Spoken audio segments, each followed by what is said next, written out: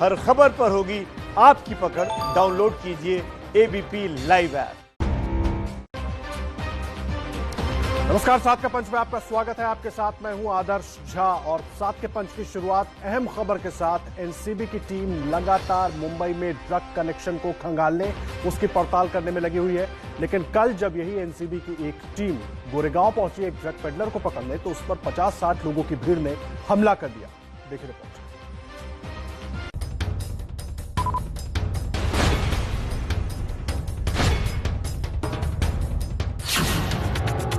बॉलीवुड में ड्रग्स के जाल की जांच जिस तेजी से आगे बढ़ रही है, उससे नशे का कारोबार करने वालों के हाथ पांव फूले हुए हैं। और इसी डर से अब वो जांच में जुटी टीमों को भी निशाना बनाने लगे हैं। सफेद शर्ट में ये नारकोटिक्स डिपार्टमेंट के जोनल अधिकारी समीर वानखेड़े हैं, जिन पर कल रात मुंबई के गोरेगांव में कुछ लोगों ने हमला बोल दिया। बताया जा रहा है कि समीर वानखेड़े अपनी टीम के साथ कैरी मेंडिस नाम के एक शख्स को पकड़ने गए थे। इस दौरान 50 से 60 लोगों की भीड़ ने एनसीबी की टीम पर हमला किया, जिसमें 2 लोग घायल हुए हैं। दरअसल एनसीबी को ड्रग्स केस में कैरी मेंडिस के बॉलीवुड के कई स्टार्स के साथ लिंक होने की जानकारी मिली है। कैरी को ड्रग्स गैंग का एक्टिव मेंबर बताया जा रहा है और माना जा रहा है कि इसकी गिरफ्तारी के बाद एनसीबी अपनी कार्रवाई को तेज कर सकती है। छापेमारी में कैरी मेंडिस तो एनसीबी के हाथ नहीं आया, लेकिन टीम ने कैरी के 3 गुर्गों को गिरफ्तार कर लिया।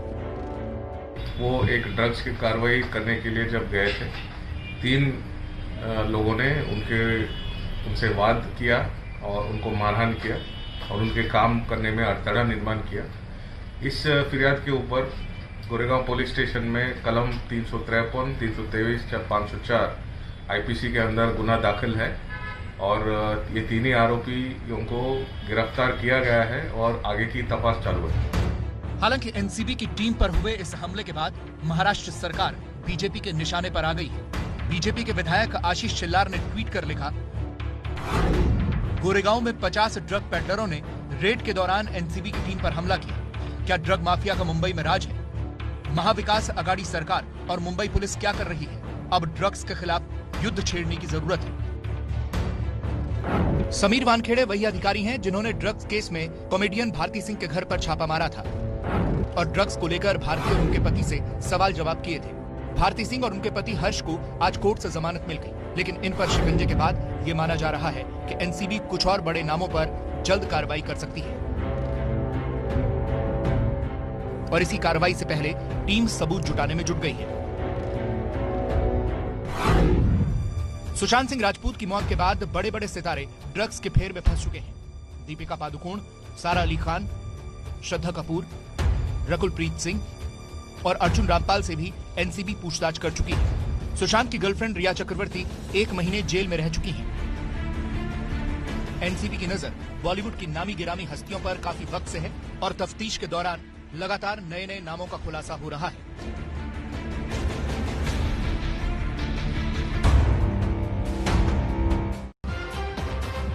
और अब आज की एक और अहम खबर आपको बता देते हैं। बिहार में चुनाव तो खत्म हो गए, लेकिन नेताओं की भड़काऊ राजनीतिक बयानबाजी अभी खत्म नहीं हुई है। आज बिहार विधानसभा के सत्र का पहला दिन था। नई सरकार बनने के बाद सत्र का पहला दिन था और शुरुआत ही हंगामे के साथ हुई और ये पूरा हंगामा हुआ सिर्फ एक शब्द पे, हिंदुस्तान। क्या है विवाद, देखिए।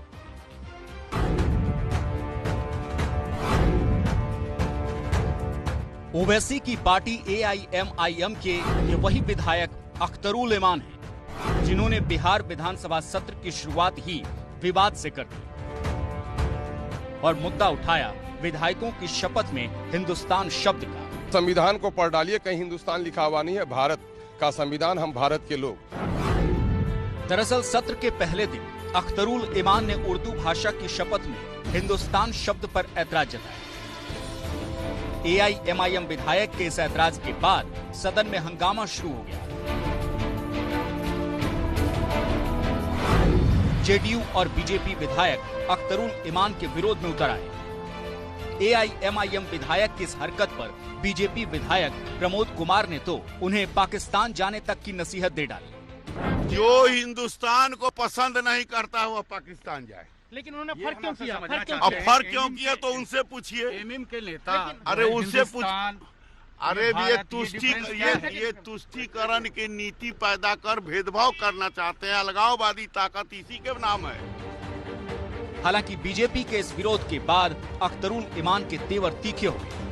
मैं कह रहा हूं कि बड़ा शब्द सख्त बोलना चाहता हूं, लेकिन किसी के बाप का हिंदुस्तान नहीं कि किसी को जाने के लिए कि किसी को आने के लिए कहे। भारत के लोगों का भारत है। विधानसभा में हंगामे और विरोध के बावजूद अख्तरुल इमान संविधान की दलील देकर अपनी मांग को सही बता रहे हैं। सवाल ये पैदा होता है कि पूरे संविधान को पढ़ डालिए, कहीं हिंदुस्तान लिखा हुआ नहीं है, भारत का संविधान, हम भारत के लोग। इसलिए मैंने आसन से मशवरा चाहा। मैंने कोई विवाद नहीं इस मामले में है ना। मैंने कहा आसन से कि एप्रोप्रिएट क्या होगा, क्योंकि ये जो ट्रांसलेट किया हुआ है ये वो टाइपराइटिंग जो आज से 50 साल पहले होता उसमें है, कहीं लिपि की भूल तो नहीं है, मुझे मशवरा दीजिए। कहा कि दोनों चलेगा। मैंने लिया, उसमें दिक्कत की क्या बात है। मुझे हिंदुस्तान से बेपनाह अकीदत है, सारे जहां से अच्छा हिंदुस्तान हमारा, नगमा हमारा है, भारत से प्रेम है, इंडिया से लव है यार, कोई दिक्कत नहीं है मुझको। विधानसभा में जब ओवैसी के विधायक हिंदुस्तान शब्द को लेकर नया संग्राम छिड़ रहे थे तो उसी दौरान कांग्रेस के मुस्लिम विधायक शकील अहमद खान ने संस्कृत में शपथ लेकर अलग ही मिसाल पेश की। हालांकि इस बहाने वो भी बीजेपी पर हमला करने से नहीं चूके। हमें 5 लैंग्वेज दिया गया था पढ़ने के लिए।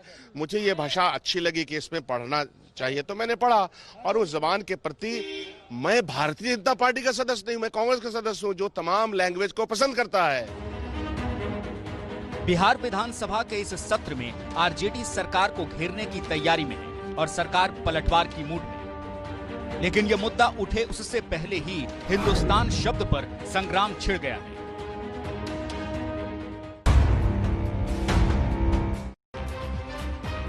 और अब बात कर लेते हैं कांग्रेस पार्टी की। जी हां, बिहार चुनाव के बाद कांग्रेस पार्टी के अंदर कुछ ऐसे कलह मची कि वो थमने का नाम नहीं ले रही है। कल गुलाम नबी आजाद ने पार्टी के बड़े नेताओं को 5 स्टार कल्चर वाला बता दिया, जिसके बाद अब कांग्रेस पार्टी 2 हिस्सों में बटी हुई नजर आ रही है।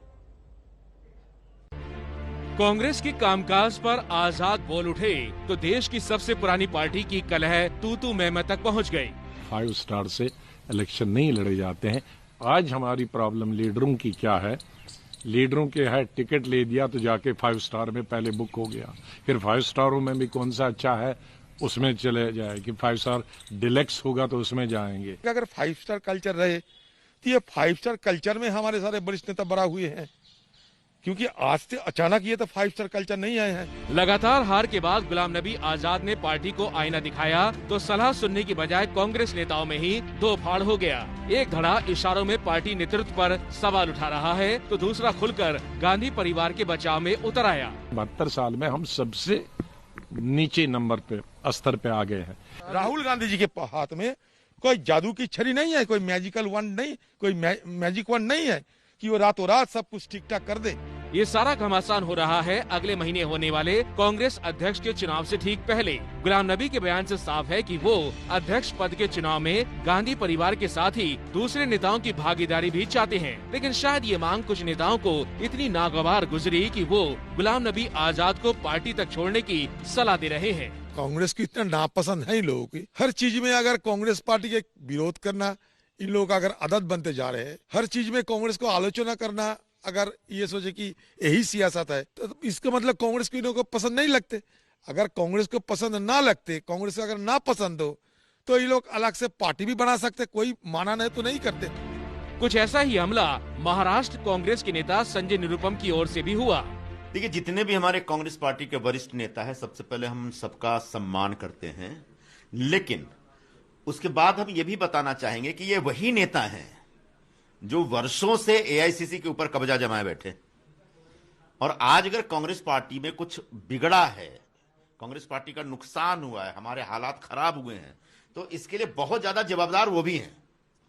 आज अपनी गलतियों से वो पीछा नहीं छुड़ा सकते। इन नेताओं की तलखी की बड़ी वजह गुलाम नबी की इशारों में राहुल गांधी पर की गई टिप्पणी को माना जा रहा है। इन 10 स्टेटों में हमने ये किया था, उसमें 8 स्टेटें आई थी, ये 4 में ये किया था, वो फेल हो गया था मामला, इसलिए फेल वाले को छोड़ो, ये फार्मूला अच्छा।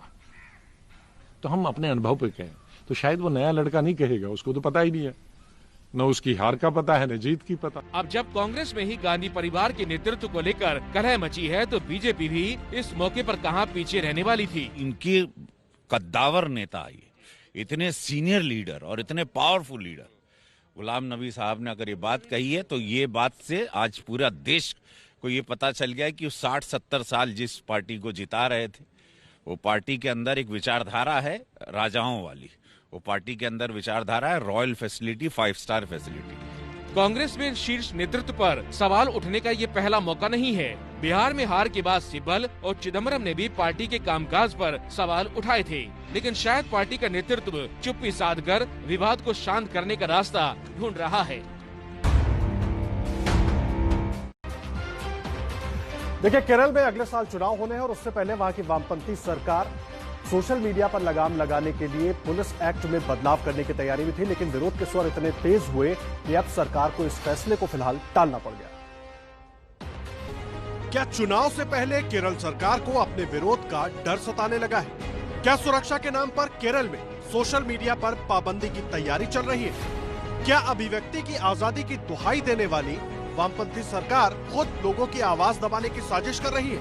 ये सारे सवाल केरल सरकार के पुलिस अधिनियम संशोधन अध्यादेश को लेकर उठ रहे हैं। भारी विरोध के बाद भले ही केरल सरकार ने पुलिस एक्ट में बदलाव का फैसला टाल दिया, लेकिन इस एक्ट में जिस तरह के प्रावधान किए गए हैं वो सोशल मीडिया पर अंकुश के नाम पर सत्ता को निरंकुश बना सकते हैं। मुख्यमंत्री अभी ये वही थोड़ी देर पहले बयान दिए हैं कि ये जो अमेंडमेंट है, ये ऑर्डिनेंस जो है, ये लागू नहीं होगा। आगे को किस तरीके से इसके बारे में जो भी निर्णय लेना होगा वो निर्णय वहाँ की सरकार की मतलब एजेंडा है।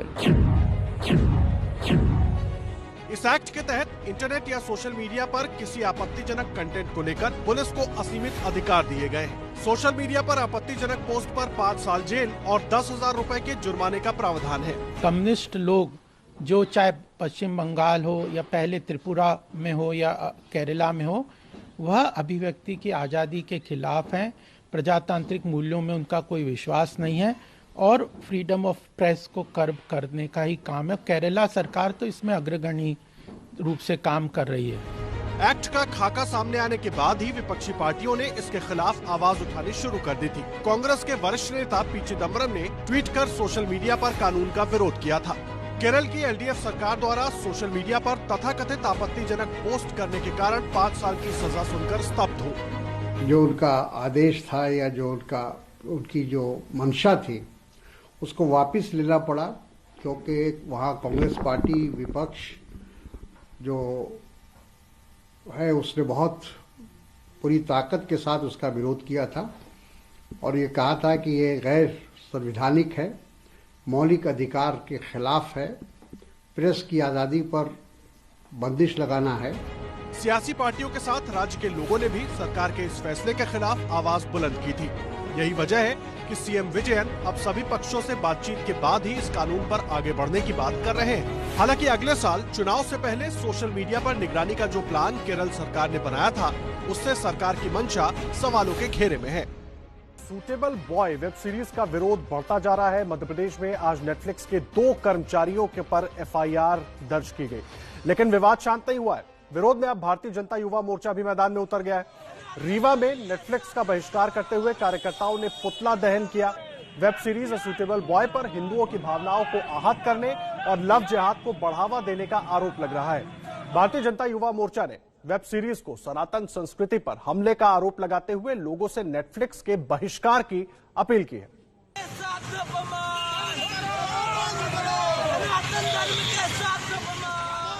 भारी बर्फबारी ने पूरी कश्मीर घाटी को बर्फ से ढक दिया है और पूरी कश्मीर घाटी बर्फ की एक सफेद चादर से ढकी हुई नजर आ रही है।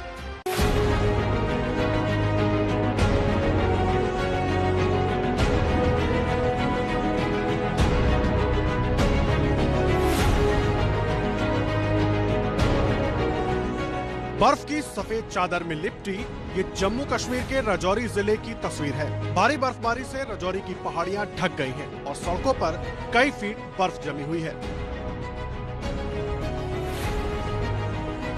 सिर्फ राजौरी ही नहीं, करीब करीब पूरी कश्मीर घाटी का हाल कुछ ऐसा ही हो रखा है। बर्फबारी के चलते राजौरी और पुंछ को कश्मीर घाटी से जोड़ने वाला मुगल रोड बंद कर दिया गया है। अब जवाहर टनल की इन तस्वीरों को देखिए। आसमान से बर्फ रुई की तरह बरस रही है। भारी बर्फबारी के बाद जम्मू से श्रीनगर और श्रीनगर से जम्मू आने जाने वाले वाहनों को रोक दिया गया है। हालांकि बाद में रास्ते से बर्फ हटाकर गाड़ियों की आवाजाही फिर से शुरू की गई। गुरेज इलाके की खूबसूरती को देखिए, सड़क के दोनों ओर बर्फ ही बर्फ जमा है और कुछ जगहों पर तो बर्फ ने रास्तों को रोक दिया है। मशीनों की मदद से रास्तों पर पड़ी बर्फ को हटाने की कोशिश की जा रही है। कश्मीर घाटी के मशहूर पर्यटन स्थल गुलमर्ग, सोनमर्ग और पहलगाम में भी बीते 2 दिनों से काफी बर्फबारी हो रही है। ऐसे में पर्यटकों के यहाँ जल्द पहुँचने की भी उम्मीद बढ़ गई है।